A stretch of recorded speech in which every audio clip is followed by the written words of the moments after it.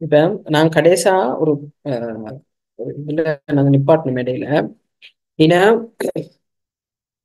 மசாலா ஃபத்வா கேட்டிருந்த அஹ், அதாவது தொல்லையில்லாத காலத்துல பெண்களுக்கு இந்த மென்சஸ் பீரியட்ல வந்து ஒரு ஆண் பாடமாக்கி சரி ஓதையிலுமான்ற ஒரு கேள்வி.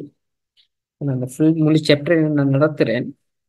அதுக்கு முன்னுக்கோ அந்த உங்களோட நிறைய பேர் ஒரு கேள்வி கேட்டிருந்த அந்த அந்த இந்த ஒரு எவிடன்ஸ் எல்லாம் பேசி போகலுமா அப்படின்னு சொல்லி. அடுத்த எவிடன்ஸ் பேச இயலுமா கொஞ்சம். ஏண்டா நான் ஒரு விஷயம் சொல்லணும் எந்த சப்ஜெக்ட் சொன்னால் இப்ப நாங்க படிக்கிறது வந்து ஷாஃபி மதுஹப் இப்படிதானே. நாங்க படிக்கிறது வந்து மதுஹபு ஷாஃபிஐ. இப்ப ஏன் இந்த மதுஹப் ஒன்று தேவை எங்களுக்கு. என்னது இப்ப நாங்க எங்களுக்கு ஏத்த மாதிரி எல்லாம் இப்ப இப்ப ஹதீஸ் இப்போ உதாரணத்துக்கு ஒரு ஹதீஸ் தெரியும்னு சொன்னால் அந்த ஹதீஸை வச்சு எங்களுக்கு அமல் நடத்தி எழுந்தானே. இப்ப ஏன் எங்களுக்கு இந்த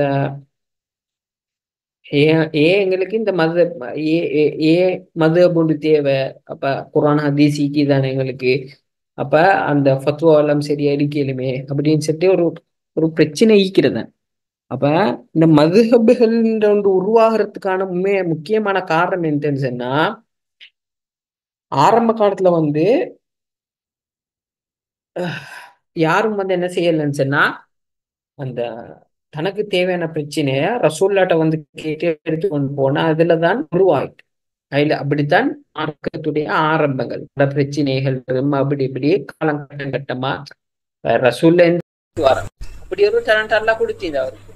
அப்ப அல்லாஹ் அவங்க என்ன செஞ்சாங்க சொன்னால் அந்த முழு டேலண்டையும் அவங்க என்ன செஞ்சாங்க குர்ஆனுக்கும் ஹதீஸுக்கும் கொடுத்து அவங்க ஒரு மதுஹபை உருவாக்கினாங்க. அதுக்கு பின்னால ஒருத்தர் தங்கி தங்கி வந்தாங்க. அதுக்கு பின்னால இமாம் மாலிக் வந்து என்ன செஞ்சாங்க அவங்க மதீனால அவங்க ஹதீஸ்கள் முஅத்தா மாலிக்க அதாவது ஹதீஸ் கிதாப் கொண்டு ஒருவ செஞ்சு அதுக்கு பின்னால நியாயமான சேவைகள் செஞ்சாங்க.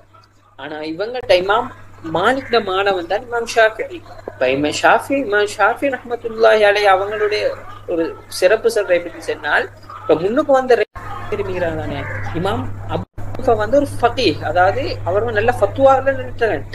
இமாம் மாலிக் ஹதீஸ்க்கு இருந்த ஹதீஸ் சைடுல நல்ல டேலண்ட். ஆனா இமாம் ஷாஃபிக்கு தான் நல்லா கொடுத்து இந்த ஒரு ஒரு இதுன்னு சொன்னா எது அவங்க நல்ல ஃபிக்ஹ்லயும் நல்ல டேலண்ட் அதே போல வந்து ஹதீஸ்லயும் நல்ல டேலண்ட். அப்ப நாங்க எங்கட பகுதியில வந்து அவங்க பின்பற்ற இயலும். அதாவது அந்த அந்த அந்த இப்ப எங்கட பகுதியில வந்து அந்த அதிகமாக அந்த இமாம் ஷாஃபியோடைய இதுகள் தான் பேத்து கொண்டே மலேஜா இமாம். அதாவது அந்த இமாம் ஷாஃபி மதுஹபுடைய பத்துவாக்கள் தான் எங்கட இந்த மாதிரி அந்த ஏசியன் கண்ட்ரிஸ்ல அதிகமா பேசப்படுறேன். அப்ப நாங்க ஒன்று விளங்கி கொள்ளணும். ஏன் மதுஹப் எங்களுக்கு ஒன்னா தேவை இல்லாட்டி நாங்க பேசி எங்களுக்கு தேவையில்லை அப்படி இப்படி சொல்லிட்டு எங்களுக்கு போகலுமா இந்த காலத்துல. இப்ப இந்த காலத்துல வந்து இப்ப அந்த காலத்துல ஒரு சஹாபாக்கள் ஒரு ஃபத்வா கொடுக்க பயந்தாங்க. இப்ப அப்ப அந்த காலத்து இமாம்கள் எல்லாம் வந்து ஏன் இன்னொரு ஒரு இமாம பின்பற்றி போன காரணம் ஏன்னு சொன்னால் அவங்க அவ்வளவு பயந்தாங்க. நான் பிள்ளையா செஞ்சு நான் அந்த இடத்துக்கு நான் தகுதியா நானா ஒரு ஃபத்வா சொல்றதுக்கு தகுதியா அப்படின்னு பயந்துதான் அவங்க அதிகமான நாட்கள் என்ன செஞ்சாங்க மதுஹப பின்பற்றத்தை எடுத்தாங்க. இப்ப நான் ஷாஃபி மதுஹப பாத்தீங்கன்னா ஒரு விஷயம் பேச பாருங்க. மதுஹப்னு சொல்ற வந்து தனி மனித ஆய்வு இல்லை உண்மை. அப்ப இமாம் ஷாஃபியோட பிறப்பு இப்ப 150 பிறந்து 2204 வஃபாத். அப்ப அந்த காலத்துல அவங்கள்ட்ட படிச்ச மாணவர் என்ன செஞ்சாங்க அவங்கள்ட்ட இருந்து படிச்சு அப்படி ஒரு வாழையா ஒரு ஸ்ட்ராங் ஜெனரேஷன் உருவாயிடுச்சு.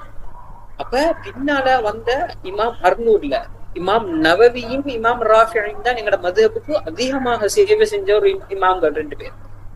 அப்ப அவங்க 2 பேரும் என்ன செஞ்சாங்க சொன்னால் மதுஹபுடைய சரியான கருத்துக்களை எடுக்கும் அப்படின்னு சொல்லி அவங்க என்ன செஞ்சாங்க சொன்னால் அவங்க 2 பேரும் ஒரு பெரிய ஒரு அந்த காலம் ஷாஃபி மதுஹப் ஒரு பெரிய கிளர்ச்சி காலம் என்று சொல்றேன்.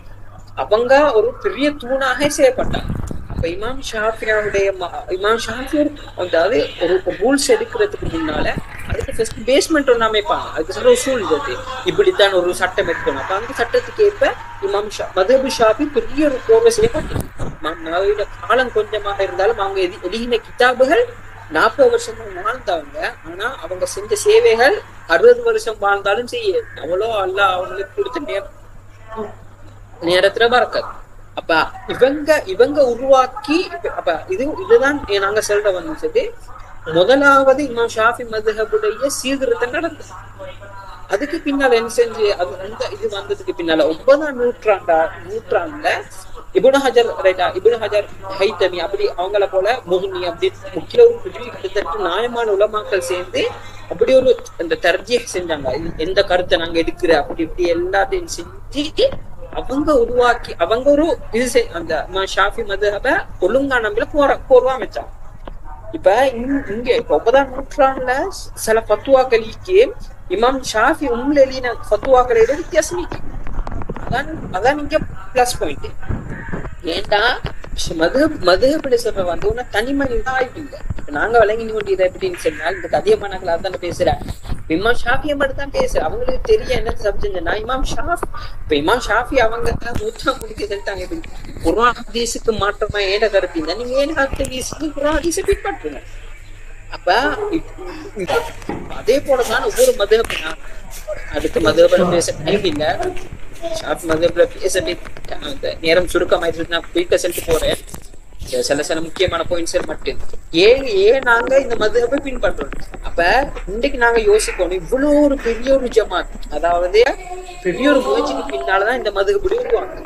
இப்ப இவ்வளவு அழகா எங்களுக்கு இவ்வளவு அழகா மாற்றத்தை கொண்டாந்து தந்துட்டாங்க. இப்ப நாங்க ஒரு யோசிக்கணும், இப்ப இவ்வளவு அழகா கொண்டாந்து தந்ததுக்கு பின்னால எங்களுக்கு ஹதீஸ் செல்ற வந்துட்டு ஹதீஸ் ஃபாத்தியா கூட கருத்து செல்ல தெரியும். பிழை செஞ்சால் நாங்க பிழைதான். அங்க ஒரு ஹதீஸ் ஒரு முஜித்தஹித் முயற்சி செஞ்சு பிழை போனால்தான் நினைத்த ஒரு நன்மை, சரியானத 2 நன்மை. ஒன்னாவது நாங்க யோசிக்கணும், ஒரு முஜித்தஹிதா நான் இந்த இடத்துல ஆயுஷ்ல தகுதியா இருந்தது. இன்றைக்கு ஒரு மெடிசின்ல ஆயிக்கலும் எதுல ஆயிக்கலும் அந்த தாகமே இல்லாம ஒரு ஆய்வு செஞ்சு அந்த நான் ஒரு மடையன்னு சொல்லுவார். ஆனா நாங்க வந்து இதுல வந்து என்ன எங்களுக்கு ஹதீஸ் ஒழுங்கா தெளிவா ஹதீஸ் கிடைச்சால் போதும் அப்படின்னு சொல்லி நாங்க பேசிடுறோம். ஆனா ஹதீஸ் தெளிவான ஹதீஸ் ஆதாரமோட படிக்கிறது வந்து உண்மையில பெரிய சிறப்பு, உண்மையில வரவேற்கத்தக்கப்பட்டது. ஆனா நான் முக்கியமா நான் சொல்றேன் வந்து ஏன் சொல்லி மட்டும் வந்து சேர்த்தேன். அப்ப அதே இமாம்கள் அவ்வளவு அமானிதமாக செஞ்சவங்க இதுல சிந்திக்க மாட்டாங்க. அடுத்த வந்து அப்ப இவ்வளவு ஒரு ஜமாத்துடைய ஒரு கூட்டத்தை எடுக்கிறதா இன்னைக்கு வந்து தனி மனிதன் எனக்கு குர்ஆன் தெரியும் ஹதீஸ் தெரியும் சொல்லி இமாம் ஷாஃபியை பெற்ற இமாம் ஷாஃபி வழி கேட்டு அப்படின்னு பேசுறது அந்த செல்றதுக்கு பேசுறதுக்கு எப்படித்தான் வருதோ தெரியாதான் நாங்க யோசிக்கணும். அப்ப ஏன் எங்களுக்கு மதுஹப் தேவைன்னு சொன்னா எந்த மதுஹபா இருந்தாலும் சரி இப்படி ஒரு பெரிய ஹிஸ்டரி ஒரு மதுஹப். அப்ப ஏதாவது ஒரு மதுஹபை நாங்க பின்பற்றினா ஓகே. அப்ப அப்ப இப்ப இன்றுள்ள காலத்தை வச்சு நான் உலமாக்கள கருத்து என்ன தெரிஞ்சுன்னா மதுஹபை பின்பற்றுறது அதிகமான மக்களுக்கு வாஜிப் என்ற ஃபத்வால நிற்கிறோம். அப்ப நாங்க அந்த அந்த அந்த மைண்ட் செட்டை நாங்க செஞ்சு கொள்வோம். அப்ப ஹதீஸ்ல இப்படி மீக்கி தானே அப்படி மீக்கி தானே. அப்ப ஹதீஸ் எங்களுக்கு ஏன்டா சபபு அந்த ஹதீஸ் எப்ப வந்தேன்னு தெரியா, அது எப்ப ரசூலுல்லாஹ் சென்னா மக்கா அழிக்கிற சென்னா மதீனா அழிக்கிற சென்னா இந்த ஹதீஸ் இப்ப அமல் இல்லையா மன்சூகா அப்படி அதுக்கு பின்னால பெரிய ஒரு பாடம் மீக்கிறேன்.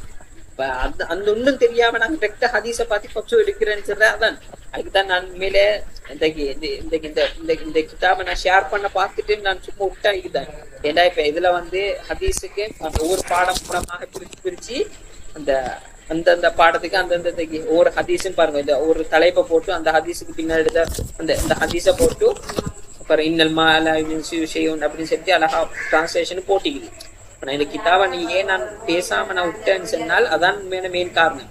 ஒன்னாவது நாங்க படிக்கிறதுக்கு முன்னால நாங்க அது ஏன் ஒரு அறிவுக்காக வேண்டி தெரிஞ்சு வைக்கிறேன். சரி நாங்களா போய்த்து முயற்சி செய்ய போயிட்டு நாங்க மேல எங்களுக்கு அதனோட உசூல் தெரியா விஷயத்த ஆராயறதுக்கு முன்னாடி எல்லாம் பார்க்கணுமே. அதான் நான் இந்த எவிடன்ஸை பார்த்து நான் மிச்சம் பேசல.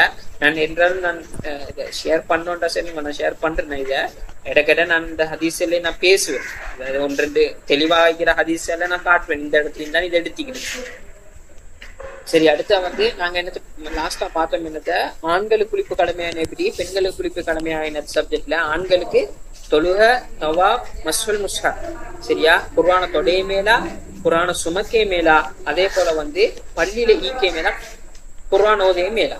இன்னைக்கு நல்லா பாருங்க, தொழுக, தவாப் செய்யலாம், குர்ஆன தொடவே இல்ல. இப்ப சிலாக்கள் பென்சிலால திருப்புற அப்படி ஒன்றுமே செய்யல.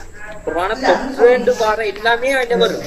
அதே போல குர்ஆன சுமக்கே மேலா, குர்ஆன தூக்கிட்டு போறது தொழில ஒரு படித்தர மேல அதே மேல பள்ளிக்குள்ளாலிக்கலாம் குர்ஆன் ஓதே மேல, அது மனப்பாடத்துல ஓதே மேல. ஆனா ஒரே ஒரு கட்டத்துல எப்படி ஓதேன்னு இந்த காலை மாலை அவுராதுல வந்து குர்ஆன் ஆயத்தல் வரும். அந்த குர்ஆன் ஆயத்தை குர்ஆன் நோக்கம் இல்லாம என்ன செய்யணும் சொன்னால் பொது நோக்கத்துல எங்களுக்கு ஓத ஏது. சரியா? பெண்கள் விஷயத்த பாத்துக்கோ. ரைட்டா? தொழுக, தவா, மஸ்ஹுல் முஸ்ஹப், குர்ஆன தொடையேலா, அதே போல வந்து குர்ஆன சுமக்கே மேலா, பள்ளிக்குள்ளால ஈக்கே மேலா, அதே போல குர்ஆன் ஓதுறது மேலாவே. ஆண்களுக்கு வந்து எல்லாமே வரும். அதோட நோம்பு பிடிக்கலாம். அதே போல இந்த தலாக்குடைய சப்ஜெக்ட் வந்து தலாக் கொடுக்க ஏலா. அது அடுத்த வந்து பள்ளிக்குள்ளால நடமாடுறது மேலா. அதே போல வந்து அதாவது ஆண் பெண் உறவுல ஈடுபடுறது மேலா. இந்த 10 விஷயம் என்ன, ஒரு பெண்கள் வந்து குளிப்பு அதாவது மென்சஸ் உடைய காலத்துல இந்த 10 விஷயங்களும் செய்யலாம். இது தொழுக, தவாஃப், குர்ஆனை தொட்டுறது, இது செய்யறது, அந்த பள்ளிக்குள்ளால ஈக்கிறது, குர்ஆன் ஓதுறது, குர்ஆனை பிடிக்க மேலா ஓதே மேலா. நான் சொன்ன மாதிரி துஆவுடைய நீயத்துல மட்டும் டவுட் இருந்தா நீங்க கேளுங்க. அடுத்த கிளாஸ்ல நான் இதை கண்டினியூ பண்றேன்னா நான் பண்றேன். நீங்க இதை ரிக்வஸ்ட் அனுப்புங்க. நான் கேட்ட மாதிரி நான் செய்யறேன்.